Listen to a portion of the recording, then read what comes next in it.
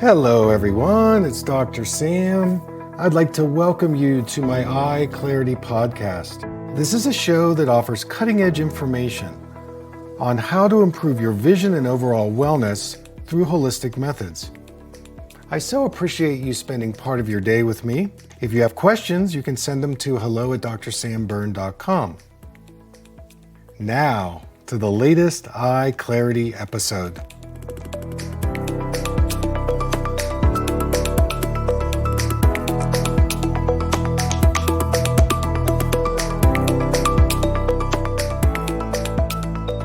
Hey everybody, it's Dr. Sam, and I want to welcome you to another EyeClarity podcast. Great to have you in today, and I'm going to be talking about cataracts. So when we go to the eye doctor, and the doctor looks into our eyes, and he or she says, "Oh, you have the start of cataracts." And you ask the doctor, "Is there anything you can do?" And basically, he or she will say, "Well, we just watch it. When it gets ripe, we cut it out." Now, in my practice and through my social media outlets, I've been at this over 3 decades. I definitely have found that adding certain specific antioxidants, at the very least, can reduce cataract formation. And in some cases, the cataracts can go away. In fact, in early stage cataracts, my community does very well at either A, keeping the cataract from getting worse, or B, reversing it completely. And there are a variety of factors why we develop cataracts. But what I want to spotlight in this show is those small percentage of people who contact me and say, "Dr. Berne, I've been using your protocols for 3 months, 6 months, 9 months. I'm frustrated because things aren't getting better. And in a few cases, things might even be getting worse." So that's the group I want to address today, but it's going to affect all of us because cataract development is in such a huge part of the population, especially once we hit age 60. Now, what is a cataract? It's basically free radicals, oxidative stress that begins to accumulate in the lens of the eye. Now, the lens is made up of mostly protein and water, and this protein can start to break down. Sometimes glucose molecules start to attach to the protein, and this is called the glycation process. So it's a cause of certain types of cataracts, like cortical cataracts. This would be the type of cataracts associated with things like high glucose levels in the blood or diabetes. But if we run down the list on why we develop cataracts: smokers, people who drink too much alcohol, diabetics, people who have had eye surgery to treat glaucoma or retinal detachment, taking steroid drugs, taking statin drugs, getting radiation or chemotherapy. Now, there are 2 other factors that I will give a little bit of credence to. The first is genetics, because we need to be careful around just saying, "Well, my grandmother had cataracts, my father had cataracts, so I'm going to get cataracts." Because when we say that, we invalidate the science around what we call epigenetics. And epigenetics means that our genes express in a certain way based on our environment, what we eat, what we think, what our emotional health is like, what our lifestyle is like, and all of those things influence how the DNA express themselves. So I'll give a little bit of influence on genetics, but be very careful that you don't get too attached to that particular idea, because if you do, you're probably going to, follow in the footsteps of your father or your grandfather in terms of eye diseases and cataracts and other things. And it really puts you into a victim state instead of saying, "Well, wait a minute, yeah, my parents had cataracts, but I know that if I do A, B, C, D, and E, I lower my risk." So that's one aspect. The other aspect is in mainstream, they say, "Oh, too much exposure to the sun without sunglasses will definitely cause cataracts. And I disagree. I do think in a moderate way we do need to protect ourselves from the sun, especially in the summertime, if we're outside all day, if we live in a climate like where I live in the desert Southwest or by the ocean. There are times I do wear sunglasses and I take them off and I put them on, but I'm also getting about 30 minutes of natural sunlight every day. And you know, we actually need trace amounts of ultraviolet light. It's very good for our immune system. We know that natural light's good for vitamin D production and absorption. And so that is another one that I would take offense to if you're going to say, oh, I've got to wear sunglasses all the time. And you know, you may need to, you may want to if you're dealing with light sensitivity or glare. You know, there's certain circumstances when sunglasses are definitely warranted. In fact, I'm going to do a whole show on sunglasses, so stay tuned for that. But I want to stay on cataracts. Now, when a person is diagnosed with cataracts and they've met me, they've come across a video blog or a podcast, what I say is that because the lens requires its nutrient absorption indirectly, because there's no blood vessels that run through the lens of the eye, we need to make sure we're getting some very important ingredients for a healthy lens. Number one, glutathione, the master antioxidant. Number two, vitamin C. Number three, we can add things like lutein and zeaxanthin. These are the plant-based carotenoids.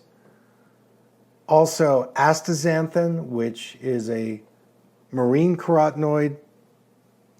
And even things like vitamin A, bilberry, taurine, ginkgo, and some of our trace minerals. It's also very important in our diet that we reduce or eliminate sugar. Okay, so for many people, they follow that and their cataracts go away. So with that small group of people where they say, my cataracts, they're getting worse. I'm doing all these things. Why isn't this working? Well, you know, in the end,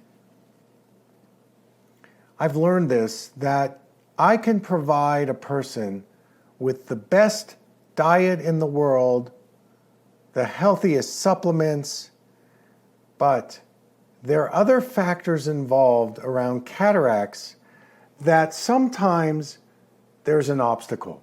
Now, it can be things like being overexposed to blue light, having visual stress. So if you're using progressive lenses for your screen time, I can't tell you the number of people I have evaluated this year who come to see me who are having significant eye problems, and they've been prescribed these progressive lenses which are trashing their eyes because there's so much stress in being able to focus through a tiny window in the progressive lenses.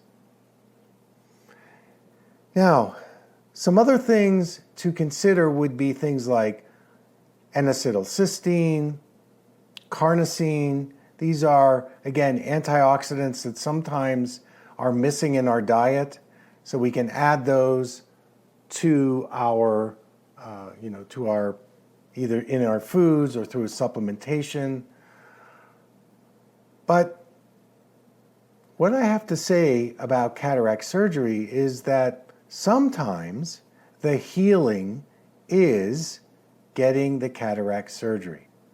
Now that might sound foreign to you, but sometimes that lens, because it's creating the oxidative stress, it is such a strong pattern that no matter what obstacles we put in front of it, meaning, you know, all the best eye drops, all the best nutrients, all the best, you know, things that can feed the lens, if it's getting worse, then I think the best thing to do is just get the cataract surgery. And what will happen when you do get cataract surgery, if you do get it, that your eyesight is going to get very, very clear when the intraocular lenses are put into your eyes. And when that happens, whatever the reasons why you develop the cataracts, you've healed it and you move on. And I think sometimes people get dug in with their heels saying, no, no matter what, no matter what, no matter what. And they go a year and a half, 2 years, and they're not getting any better. And of course it gets frustrating. Of course that you're doing all these things and it's not getting any better. That's the time to say, okay, let's get the surgery. And again, there's some things that you can do, like correct both eyes for distance, don't get monovision, don't get the fancy lenses that, can create more problems. If you have under 1 diopter of astigmatism, I'd really think carefully about getting an astigmatism lens. I'm not sure I would get bifocal contacts or intraocular lenses that correct the intermediate distance and the near vision as well. There's new technology out there. It depends on, how you use your eyes, where you are with your lifestyle, and so on and so forth. But sometimes these natural remedies just don't work. I was having lunch today with a colleague of mine, and he was suffering a certain disease process, and he tried all the natural things, they didn't work. And so he ended up doing the conventional therapy, and he got better. And true holism is embracing it all. There are times I use pharmaceutical drugs in my office. There are times I do recommend surgery. There are times that I recommend natural alternative therapies as well. And even though I'm kind of down the middle of the road and I lean more towards an integrative, holistic approach and look at the whole person, the healing can be when you get the cataract surgery if, say, after 6 months, things are getting worse, or the cataract is interfering with your daily activities to the point where you're struggling with reading, you're struggling with driving. Just go get the surgery. Because if you get it, what it's going to create in your brain is that connection again between the eyes and the brain in terms of clarity. And I know I talk a lot about going in the blur, and we do the blurry vision glasses and all of that. But bottom line is optimal vision performance is what I'm after. And however we get to the finish line is however we get there. And sometimes we need surgery, sometimes we need pharmaceuticals, sometimes we need natural therapies. So for those of you who are following me and have written me about the frustration with cataracts, and I will say it's a very, very tiny percentage. Most people who do my protocols, they do very well in improving their vision. But sometimes the vision improvement is saying, okay, I'm going to get the cataract surgery, and I'm not going to eat all those sugary carbohydrate foods. I'm going to take good supplements for my nutrients. I'm going to heal my gut. I'm going to take a look at my emotional stuff, all of those things. And reducing your stress. I think that is a huge, huge factor. So I hope that's helpful to everybody, but especially that slice of those listeners who want an answer. You now have my answer. So that's my show for today. Thank you so much for tuning in. Take care.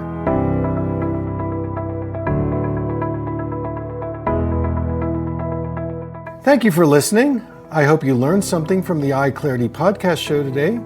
If you enjoyed the episode, make sure to subscribe on iTunes or Spotify and leave a review. See you here next time.